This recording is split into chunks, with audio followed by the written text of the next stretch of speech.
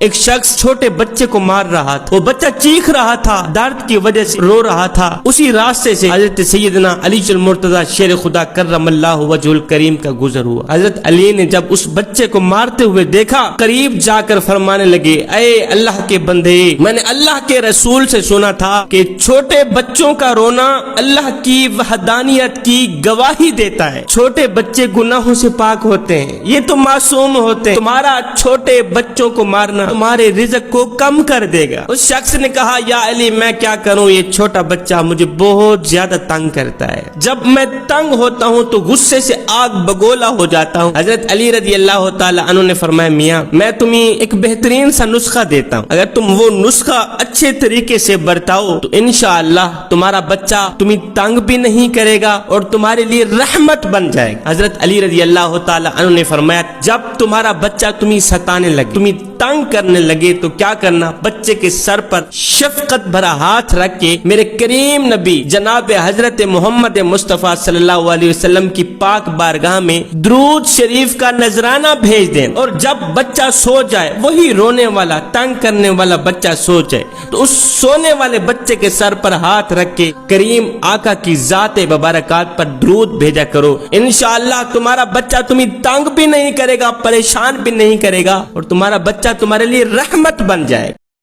آج میرے معاشرے میں جب ایک عورت کی شادی ہوتی ہے، جب بیاہ کر لے جاتے ہیں تو ساس کہتی ہے میری مان کے چلو، سسر کہتا ہے میں تیرے باپ کی طرح ہوں میری مان کے چل، اوپر سے شوہر کہتا ہے میرے ماں باپ کے آگے چوں چوں نہیں کرنی، بک بک نہیں کرنی۔ یار ایک لڑکی نے ماں باپ کو چھوڑا، اپنے ماحول کو چھوڑا، اپنی چاہتوں، اپنی تمام خواہشات کو چھوڑ کر ایک اجنبی شخص کے ساتھ چلی گئی، جاتے ہی ایک اور الزام کا پہاڑ اس بیچاری پر ٹوٹ پڑا کہ آپ کے آنے کی وجہ سے ہمارا یہ نقصان ہوگا، آپ کے آنے کی وجہ سے ہمارا وہ نقصان ہوگا۔ بد سلوکی پہ اتر آتے ہیں، شادی سے پہلے مالدار تھے، اب غربت کے شکار ہو گئے آپ کے آنے کی وجہ سے۔ او نادانو، اس لیے تو میرے کریم نبی نے فرمایا تھا، فرمایا تم میں سے بہترین انسان وہ ہے، اچھا انسان وہ ہے جو اپنی بیوی بچوں کے لیے بہترین، وہ بہترین انسان ہے جو اپنی بیوی کے لیے بہترین، وہ اچھا انسان ہے جو اپنی فیملی کے لیے اچھا۔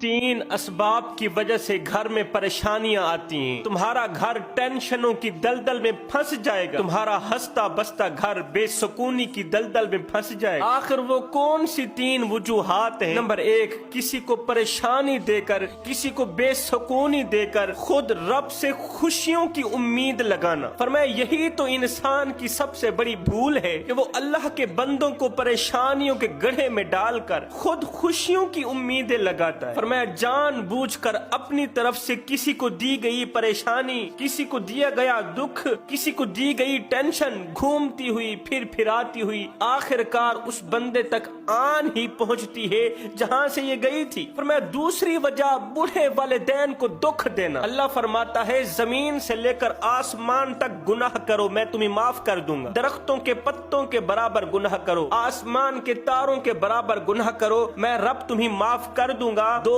باتوں پر کبھی بھی کمپرومائز نہیں کروں گا۔ یا اللہ وہ کون سی دو باتیں ہیں؟ فرمایا نمبر ایک، اپنی تین انگل کی یہ پیشانی کسی غیر کے آگے مت جھکانا، نمبر دو، اپنے بوڑھے والدین کو دکھ مت دینا۔ فرمایا تیسری وجہ جو گھر میں پریشانی لانے کا سبب بنتی ہے وہ ہے مال کے ہونے کے باوجود بھی دروازے پر آئے کسی بھوکے کو کھانا نہ کھلانا، کسی پیاسے کو پانی نہ پلانا۔ میرے کریم نبی نے فرمایا، میرے میٹھے نبی نے فرمایا وہ لوگ بڑے ہی خوش قسمت لوگ ہوتے ہیں ان کے اندر یہ تین عادتیں پائی جاتی ہیں۔ صحابہ کرام نے عرض کی سونیا قربان جائیں آپ کے نام پر، آپ کی شان پر، وہ تین مبارک عادتیں کون کون سی ہیں؟ فرمایا میرے کریم نبی نے، نمبر ایک، جو انسان اپنی زبان کو قابو میں رکھتا ہے وہ انسان خوش قسمت انسان ہے۔ حضرت سیدنا علی المرتضی شیر خدا کرم اللہ وجہ الکریم نے فرمایا لوگو اپنی زبان کو قابو میں رکھو، اپنی اپنی زبان کو کنٹرول میں رکھو. یہ ایک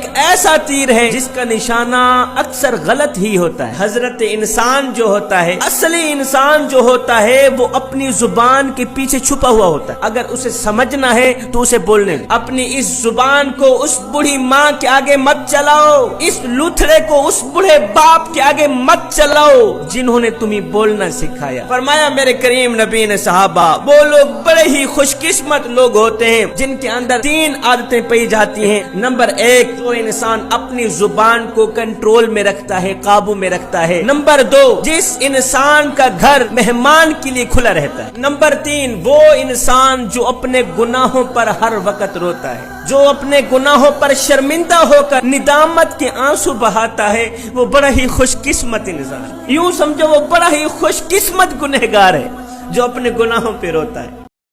ایک شخص غصے کا بڑا تیز تھا. کسی عالم صاحب نے اسے مشورہ دیا کہ جب بھی غصہ آ جائے تو جنگل میں جا کر درخت میں کیل ٹھوکنا. اس نوجوان نے ایسا ہی کیا. جب بھی غصہ آتا تو جا کر درخت میں کیل ٹھوکتا. یہ عمل کرتے کرتے آخر ایک دن ایسا آیا کہ غصہ ختم ہی ہو گیا. یہ بات اس نے عالم صاحب کو بتائی کہ قبلہ میرا غصہ اب ختم ہو گیا ہے، اب میں ٹھیک ہو گیا ہوں. یہ سن کر عالم صاحب نے کہا اب جاؤ اس درخت سے کیلیں نکال کے آؤ، جو ٹھوکی تھی نا وہ کیلیں نکال کے آؤ. یہ نوجوان گیا، اس نے کیلیں نکالی لیکن سوراخ باقی رہ گئے. یہ دیکھ کر عالم صاحب نے کہا بیٹے کیلیں تو نکال لی ہیں لیکن سوراخ باقی رہ گئے ہیں. یہ وہ سوراخ ہیں جو تم غصے کی حالت میں لوگوں کی دلوں میں کیا کرتے تھے. غصہ اس سلگتی ہوئی تیلی کی مانند ہے جو دوسروں کو جلانے سے پہلے خود جل کر راکھ ہو جاتی ہے.